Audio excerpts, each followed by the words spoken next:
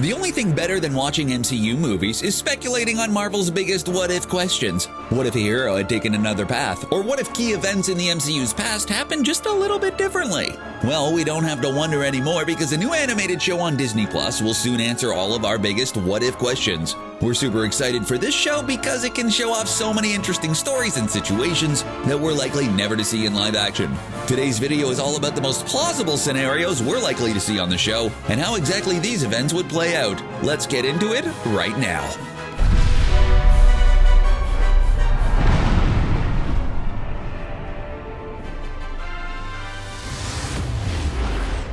Creators have revealed the very first episode of the show will ask the question, what if Peggy Carter became the super soldier? And we have to say, it's a pretty great question. Peggy is one of the most capable butt kickers in the entirety of the MCU. And anyone who watched her acclaimed short-lived MCU TV show Agent Carter knows she doesn't need the super soldier serum in order to take down the bad guys. But what if things went sideways during Steve's procedure and Peggy was forced to take it? Things would certainly be a lot different.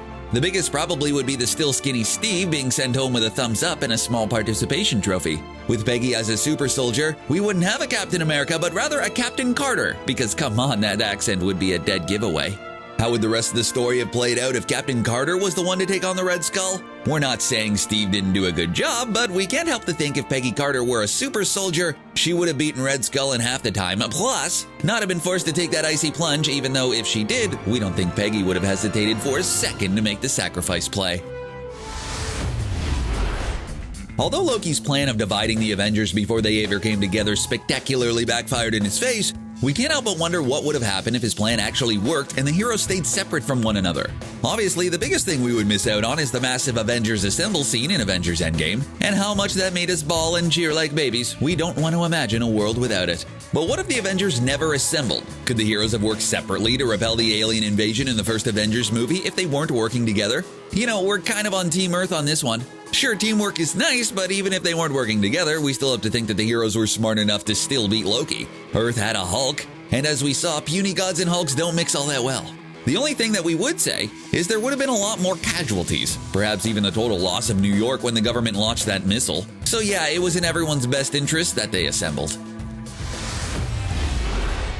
What if the only one capable of stopping Thanos was Thanos himself? Endgame made pretty quick work of Thanos, with the Mad Titan's neck meeting the sharp end of Thor's blade. But what if things went a bit differently? What if Thanos was repentant of his actions when the Avengers found him and wanted desperately to fix things? Could the Avengers have formed an uneasy truce with Thanos in order to reverse his universe-altering decision? We imagine a lot of heroes would take issue with that, but the more pragmatic heroes like Black Widow, Captain Marvel, and maybe even Captain America might at least consider it if it meant bringing everyone back. Our head is spinning faster than a decapitated Thanos' did thinking about that scenario. We don't know where Thanos would have ended up in the Time Heist mission, but he could have at least warned whoever went to Vormir that a huge sacrifice would be made in order to retrieve the Soul Stone. But we envision the finale of the movie being somewhat similar, with an earlier version of Thanos coming to the current time to wreak havoc, only this time, he'd have to fight his future self in an epic bone-crushing battle. Thanos versus Thanos. Who you got? $10 on the purple guy. Oh wait.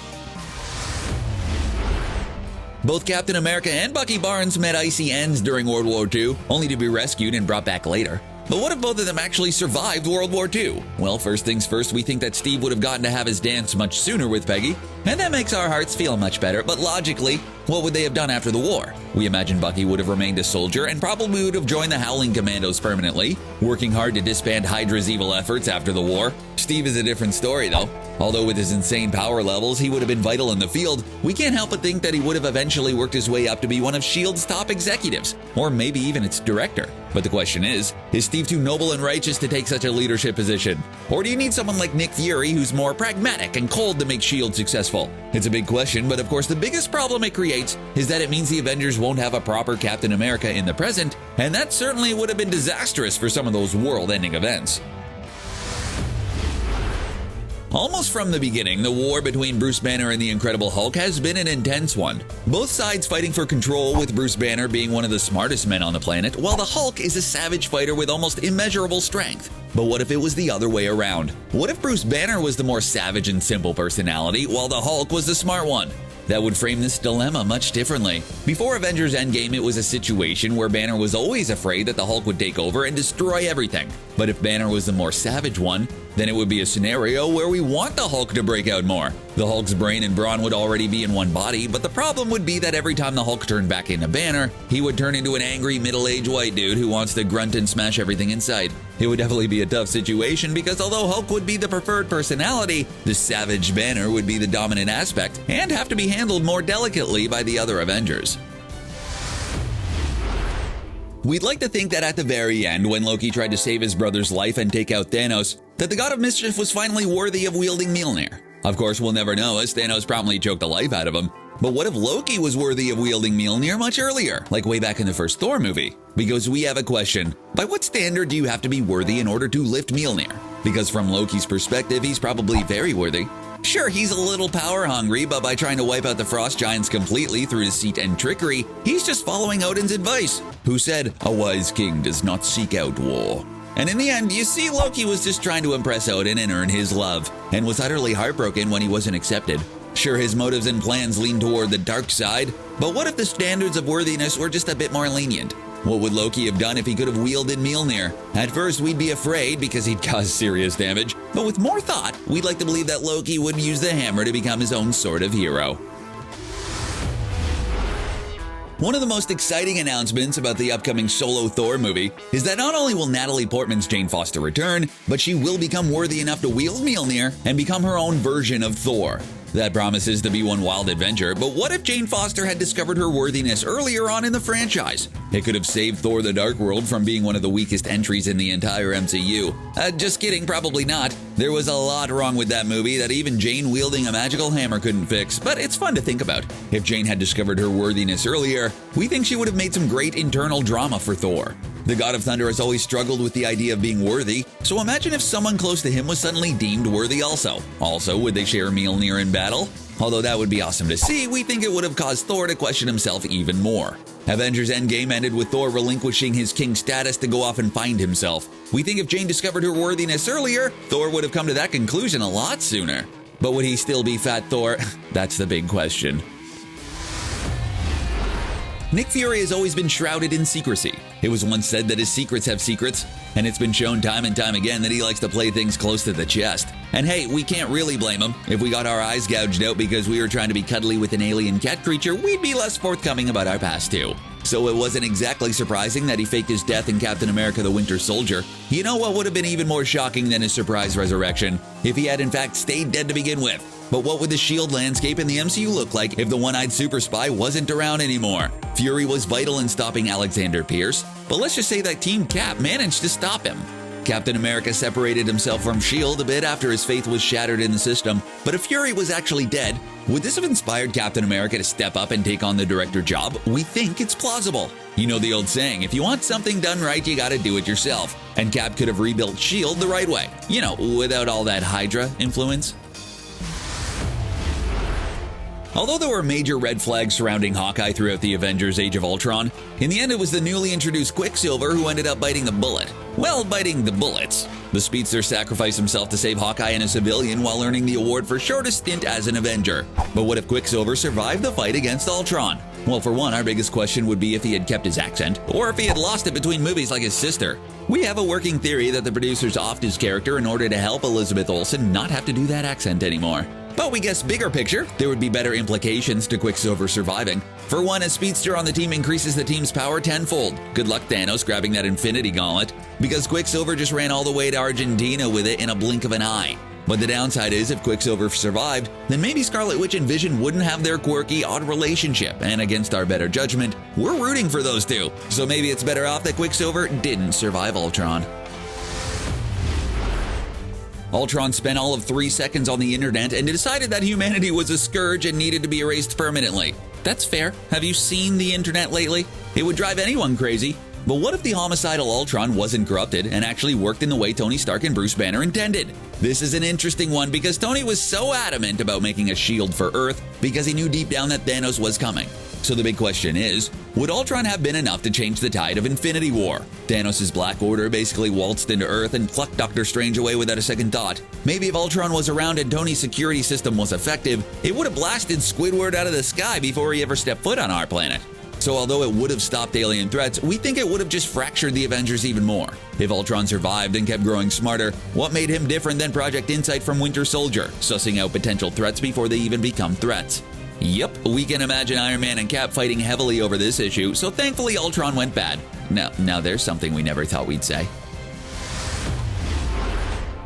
AntMan was a fun, breezy heist film that succeeded largely due to Paul Rudd's goofy charisma. But we also have to remember that Rudd's Scott Lang was only brought on because he was completely expendable.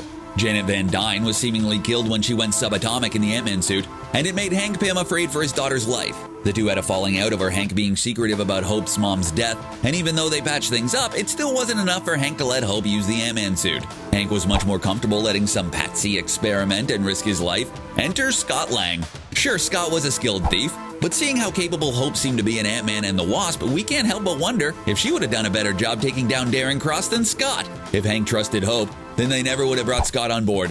Which means we have a feeling that Scott would have eventually gone back to Baskin-Robbins begging for his job back and scooping ice cream for the rest of his life. Hey, there are worse ways you could spend your life, right? Killmonger remains one of the best villains in the entire MCU, and that's due in large part to his empathetic yet misguided ideals. At the end of the day, he wanted Wakanda to be recognized for the powerhouse country it truly was, just with more uprising, revolution, and death. He was pretty close to having his plans work out, but of course T'Challa returned and took his throne back. Because we're desperate to see more Killmonger in our lives, we have to ask the question, what if Killmonger remained king? For once, there would have been revolutions all over the world, as Killmonger's plan to arm and give resources to oppressed African Americans and encourage an uprising. We're not saying his plan would have worked entirely, as those groups would have had to answer to the Avengers, but Killmonger would have at least changed the entire power structure of the world. And thinking about it, we could see this as a mission for the recently rogue Team Cap. Imagine this, governments wouldn't want to get involved because of bureaucratic red tape, so Cap's team has to operate off the grid and infiltrate Wakanda in order to stop Killmonger themselves. Now that sounds like an epic matchup. Bruce Banner's biggest fear has always been if the Hulk truly went berserk. A little bit of that was seen in Avengers Age of Ultron when Scarlet Witch put him under mind control and caused the Hulk to freak out. Although it led to an awesome Iron Man Hulk fight, it confirmed Bruce's biggest fears about losing control, and he isolated himself again from everyone. Well, now that Bruce and Hulk are one and the same, we have to ask, what if Bruce's worst fears came true and the Hulk went truly berserk? And we're talking full-on rage mode and not just a lighthearted temper tantrum here. If Bruce suddenly slipped and lost control with the Hulk unable to be talked down, what could they do? Well, call us wishful thinkers, but we wish the heroes in the MCU would decide that Hulk was too dangerous to keep on Earth and blast him off into space, where we could finally see a standalone Planet Hulk movie. But given the way that the MCU is now, and given the fact that the closest things we'll see to a Planet Hulk movie is the Sakaar storyline in Ragnarok, we doubt that will ever happen. But what's more likely is that the Avengers would assemble and try anything they could to rescue their friend, no matter what. Anyone who knows Galactus knows that he often has a herald to announce his arrival. So the question is, what if Thor was a herald of Galactus? For this question, we assume that it's Thor in his current state rather than sometime in his past, and we actually think the movies have done a great job getting Thor to a point where he could be a herald for Galactus. After giving up his titles and losing just about everyone he loved, Thor decided to head off into space with the Guardians to rediscover just who he actually was and what he wants to do with his life. So he's a lonely, powerful demigod who needs employment and wants to see the galaxy. Sounds like he'd be a perfect fit for Galactus' herald job. We hear it has some great benefits like not having your planet eaten and full dental. Dental is very important nowadays. Now we don't see Thor joining Galactus willingly unless he was tricked into it, blackmailed, or hypnotized. But no matter what, having Thor as Galactus' herald would be a great way to push his character in new directions, setting up the arrival of Jane Foster's Thor, providing a huge threat for the rest of the Avengers, and usher in the long-awaited Galactus. Sounds like a great idea. It was the moment that made fans cry out in anger. Star-Lord, you guys were this close to getting the gauntlet off and you had to go get emotional over Gamora and ruin everything. Well, think of it this way. Doctor Strange saw over 14 million possible futures against Thanos, and they only won one of them. We saw how they won, so that means if Peter hadn't freaked out and mistakenly helped Thanos regain his strength, they still would have lost. So what would have happened if Star-Lord didn't freak out? Here's our thought. If they had beaten Thanos, then they would have just made him a prisoner of some sort, and eventually he would have broken out, took the stones, and perhaps made things even worse by snapping his fingers. Perhaps by beating him on Titan, Thanos would have made sure all the Avengers were dead when he did finally get his hands on all the stones, and then no one could have assembled and stopped him. So really, we should be thanking Peter Quill for his genius intellect and quick thinking. He probably knew exactly what he was doing the whole time. At least that's what he would tell you. That's our list of some of the best possible what-if stories. There are so many good ones, but we're very curious to see what would have happened if Ultron never went corrupt. What about you? What what-if story do you want to see the most? Let us know in the comments below, and as always, thanks for watching.